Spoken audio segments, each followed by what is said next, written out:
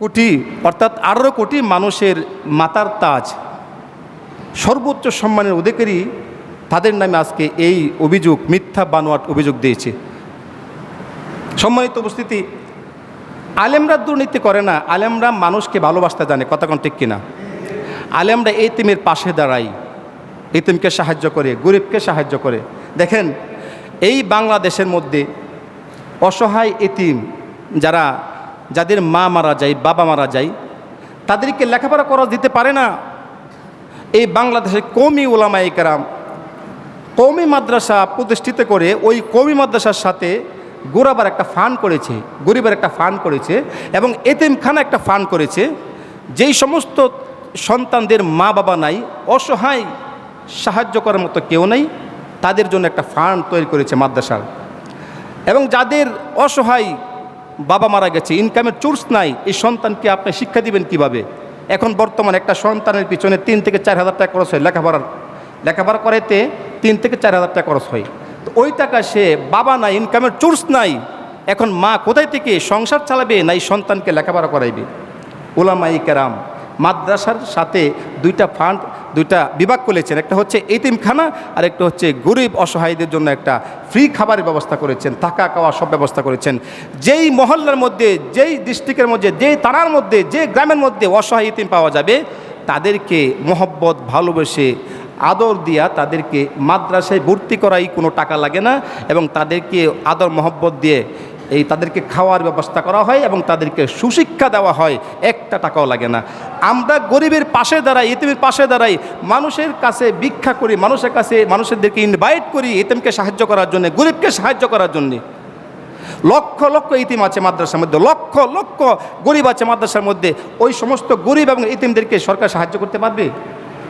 সরকার কিছু সংখ্যক মাদ্রাসায় এতিমখানা সাহায্য করে, কিন্তু লক্ষ লক্ষ ইতিম আছে, তাদের পাশে কে দাঁড়াবে? লক্ষ লক্ষ অসহায় গরিব আছে, তাদের পাশে কে দাঁড়াবে? বিধবা আছে, ইনকামের সোর্স নাই, তাদের পাশে কে দাঁড়াবে? উলামায়ে কেরাম তাদেরকে ভালোবেসে, মহব্বত করে, তাদেরকে সুশিক্ষায় শিক্ষিত করে, তাদেরকে মানুষের মতো মানুষ করে, তাদেরকে আলেম বানায়। আজকে তাদেরকে আপনি কি করে, তাদেরকে মানি লন্ডারে আপনি অভিযোগ করে দুদকের কাছে দায়ী করেছেন, শ্বেতপত্র জমা দিয়েছেন, কিভাবে আপনারা? তো উলামায়ে কেরাম অসহায় গরিব সব শ্রেণীর মানুষকে মহব্বত করে ভালোবাসে। উলামায়ে কেরাম সর্বক্ষেত্রে সর্বদাই, এই যে আমি আপনাদের সামনে বয়ান করছি, এরকম 50 লক্ষ মসজিদের খতিবরা শুধু কল্যাণের দিকে ইনভাইট করছে, ভালো দিকে ইনভাইট করছে, মানুষের কল্যাণের দিকে দাওয়াত দেয়, কল্যাণের দোয়া করতে থাকে। এই দোয়ার উসিলাই, কল্যাণের দিকে দাওয়াত দেওয়ার উসিলাই কত যুবক মদ খেয়ে তারা তাদের জীবনকে নস্যাৎ করে দিয়েছে, এবাহা পান করে নস্যাৎ করে দিয়েছে। কত যুবক খারাপ নেগেটিভ কাজে গিয়ে, সন্ত্রাসী কর্মকাণ্ডকে তাদের জীবনকে নস্যাৎ করে দিয়েছে। এই যুবক ওয়াজ নসিহত শুনে, এই যুবক উলামায়ে কেরাম মুখ থেকে কল্যাণের কথা শুনে তারা আজকে মানুষের মতো মানুষ হয়েছে, কথা কোন ঠিক কিনা? একটা মন্ত্রী বলেন, একটা এমপি বলেন, তারা কোন দিন ইনভাইট করে ভালো কাজের দিকে? আমরা তো প্রতিনিয়ত উলামায়ে কেরাম প্রতিনিয়ত কল্যাণের দিকে মানুষকে আহ্বান করা হচ্ছে। একজন যুবক সে ভালো হচ্ছে, সমাজের মধ্যে সন্ত্রাসী কর্মকাণ্ড চলে, এই উলামায়ে কেরাম বয়ান করার কারণে এই সন্ত্রাসী কর্মকাণ্ড থেকে তারা নিজেকে আত্মরক্ষা করতে পারে, শুধু বয়ানের কারণে, কল্যাণের দাওয়াত দেওয়ার কারণে। আজকে উলামায়ে কেরামকে সন্ত্রাসী কী করে বলেন আপনারা? আপনার মানুষ নেই, জন্তু হচ্ছে আপনার নিকৃষ্ট, কথা কোন ঠিক কিনা? মোহতারাম হাজিরিন, আমরা মানুষকে ভালোবাসতে জানি, মহব্বত করতে জানি, গরিবের পাশে দাঁড়াতে জানি, এতিমকে আদর করতে জানি। তোমাদের মতো জনগণের টাকা মেরে আমরা খাই না, কথা কোন ঠিক কিনা? জনগণের টাকা এই যে যারা গোডফাদার আছে, এই বাংলাদেশের মধ্যে হাজার হাজার গোডফাদার আছে, যারা জনগণের টাকা, গরিবের অসহায় ট্যাক্সের টাকা, ফকিরের অসহায় ট্যাক্সের টাকা মেরে যারা বিদেশে পাচার করে, তাদের নামে তোমরা মানি লন্ডার দিতে পারো না?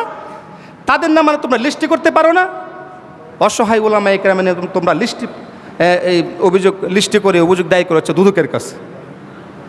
আপনাদের সামনে আমি 4 থেকে 5 জনের গোডফাদারের নাম বলতেছে, আপনারা দেখেন, রিসার্চ করে দেখবেন যে তাদের নামে কিন্তু এই লিস্ট করা হয় নাই, করা হয়েছে উলামায়ে কেরামের নামে। তারা নাকি সন্ত্রাস, জঙ্গিবাদ, তারা নাকি ধর্ম ব্যবসায়ী। দেখেন, পিকে হাওলাদার আপনারা দেখেছেন পত্রিকার মধ্যে, এবং সে আর্থিক প্রতিষ্ঠান থেকে 3500 কোটি টাকা আত্মসাৎ করে সে পলায়ন করেছে ভারতে। আপনারা শুনেন নাই? এটা কি আলেম? বলেন, একজন আলেম যদি হতো তাহলে এই বাংলাদেশে ভাইরাস হয়ে যেত, ভাইরাল হয়ে যেত যে আলেমরা এরকম দুর্নীতি করে। আচ্ছা, উনি কি মুসলমান? হিন্দু। নাম্বার 2, সুধাংশু শেখর ভদ্র, তিনি ডাক বিভাগ থেকে 500 কোটি টাকা আত্মসাৎ করেছে। বলেন, উনি কি আলেম?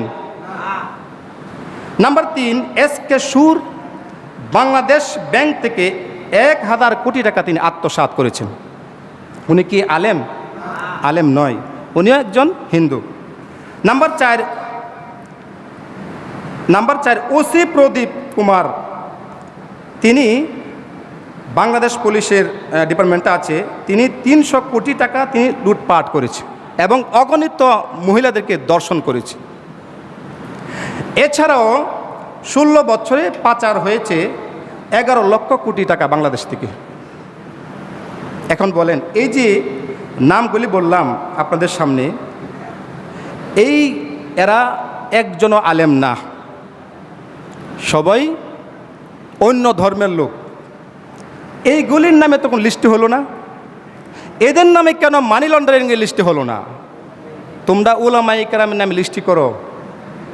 উলামায়ে কেরামের লিস্টি করেছিল আবু জেহেলও করেছিল, কি বলেন, ঠিক কিনা?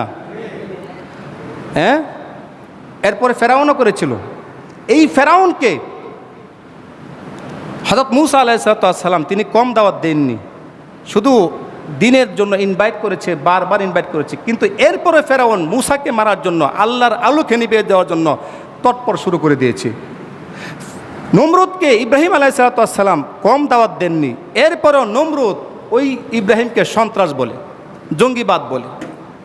অথচ ইব্রাহিম আলাইহিস সালাম দিনের দিকে আহ্বান করতেছে, সৎ পথের দিকে আহ্বান করতেছে, কিন্তু এরপরেও নমরুদ সে কি করলো? ইসলামের আলোকে নিভিয়ে দেওয়ার জন্যে, ইব্রাহিমকে মারার জন্যে তৎপর শুরু করে দিয়েছে।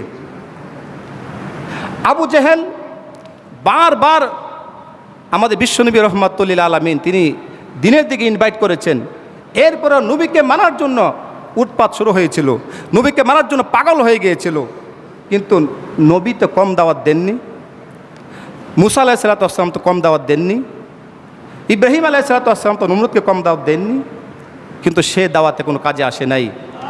যারা নাস্তিক কলঙ্কার বেঈমান,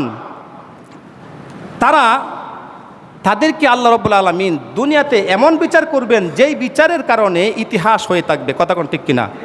এবং সেই বিচার তো দুনিয়াতে করবেন, মৃত্যুর পরেও তাদেরকে আল্লাহর পক্ষ থেকে স্পেশাল বোনাস আছে। তো যারা ব্যারিস্টার তরিন আফরোজ, আপনি তো সেই আবুল হাইবের দালাল। শামসুদ্দিন মানিক, আপনি বিচারপতি, আপনি তো সেই আবুল আহাবের দালাল, আপনি তো সেই নমরুদের দালাল, আপনি সেই ফেরাউনের দালাল।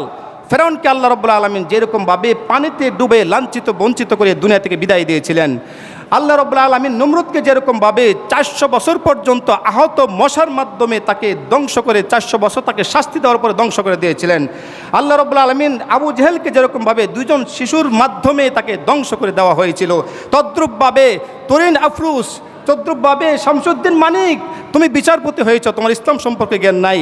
তুমি যেরকমভাবে আল্লাহ রাব্বুল আলামিন এই আবু জেহেল, আবু লাহাব, আবু লেহেব, আবু জাহাল, নমরুদ, ফেরাউনকে যেরকমভাবে লাঞ্ছিত বঞ্চিত করে ধ্বংস করে দিয়েছিল, তোমাদেরকে আল্লাহ রাব্বুল আলামিন এই দুনিয়াতে আল্লাহ পাক এভাবেই ধ্বংস করে দেবেন, কথা কোন ঠিক কিনা? তো আল্লাহ পাক ছেড়ে দেন, কিন্তু ছাড় দেন না। নমরুদও কম চেষ্টা করেছিল না, কাকেই শেষ করার জন্যে? ইসলামের দ্বারক বাহক ইব্রাহিমকে হত্যা করার জন্য অনেক চেষ্টা করেছিল। আল্লাহ পাক বলেন, ইব্রাহিম তোমার দাওয়াত চালিয়ে দাও, আমি দুনিয়া সৃষ্টি করেছি, আমি তোমাকে সাহায্য করব। আলেম ওলামা হচ্ছে হিজবুল্লাহ, আল্লাহর সৈনিক, আর যারা আলেমের বিরুদ্ধে ষড়যন্ত্র করবে তারা হচ্ছে হিজবুশ শয়তান, শয়তানের দল। শয়তানের দল কখনো কোনোদিন এই দুনিয়াতে সাকসেসফুল হতে পারে না, কথা কোন ঠিক কিনা?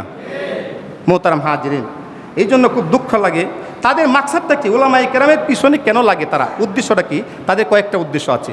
এই নাস্তিক বেঈমান কলঙ্কার যারা আছে, যারা ইসলামের আলোকে নিভে দিতে চায়, তাদের কয়েকটা মাকসাদ আছে। একটা মাকসাদ হচ্ছে এই দেশের ধর্মপ্রাণ মুসলমানদেরকে ধর্মবিমুখ করে দেওয়া। নাম্বার 2, এই দেশের সাম্প্রদায়িক সম্প্রীতির মানুষের মধ্যে উত্তেজনা সৃষ্টি করে দেওয়া। নাম্বার 3, মাদ্রাসা ও ইসলামী শিক্ষা ব্যবস্থাকে বাধাগ্রস্ত করা। নাম্বার চার, আলেম ওলামাদের প্রতি মানুষের ঘৃণা সৃষ্টি করে দেওয়া। নাম্বার 5, মুসলমান ও আলেম ও ওলামাদের মাঝে আতঙ্ক সৃষ্টি করে দেওয়া। নাম্বার 6, এবং এই দেশের ওলামায়ে কেরামের ওয়াজকে বন্ধ করে দেওয়া। এটাই তাদের লক্ষ্য উদ্দেশ্য, কথা কোন ঠিক কিনা? তাদের লক্ষ্য উদ্দেশ্য যদি সাকসেস হতে পারে তাহলে তাদের 3টা লাভ আছে। একটা হলো তাদের দেহ ব্যবসা ও অপ্রীতিকর কাজ স্বাধীনভাবে করতে পারবে। নাম্বার 2, সুদ ঘুষ অবৈধ মাল স্বাধীনভাবে আত্মসাৎ করতে পারবে। নাম্বার 3, স্বাধীনভাবে যৌন চাহিদা তারা পূর্ণ করতে পারবে, কথা কোন ঠিক কিনা? এই জন্যই ওলামায়ে কেরামের পিছনে লেগেছে। তারা স্বাধীনভাবে যৌন চাহিদা পূর্ণ করতে পারবে, দেহ ব্যবসা করতে পারবে। এখন তো ওলামায়ে কেরাম যখন কোনো নারী পুরুষ যখন বেপরদা চলে, তাদের বিরুদ্ধে ওলামায়ে কেরাম ইনভাইট করে, সাবধান ও নারী, তুমি এই কাজে যাইও না, শয়তান তোমাকে ধোঁকা দিয়ে তোমাকে জাহান্নামের দিকে নিয়ে যাচ্ছে, তুমি সৎ পথে ফিরে আসো। এই জন্য ওলামায়ে কেরাম যখন এই দিকে ইনভাইট করে, তখন একজন নারী সহজে সে খারাপ পথে যেতে পারে না।